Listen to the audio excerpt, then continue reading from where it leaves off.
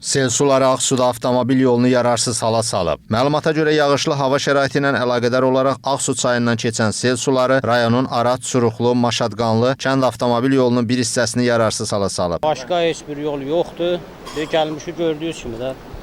İndi məcburuq ki, ayağımızı çırmayıb taxılın içi ilə biz keçək gedək evimizə. Qaydırıq evimizə, qayda bilmirik. Sumkalar əlimizdə, yolumuz uçub. Vaxtında tədbir görülməyib da. Görülsəydi belə olmazdı. Ağsu çayında da sel səviyyəsi qalxmış. Maşadqanlı yolu tamam sıradan çıxartmışdır. Baxmayaraq ki, biz burada mühafizə tədbirləri görmüşdük.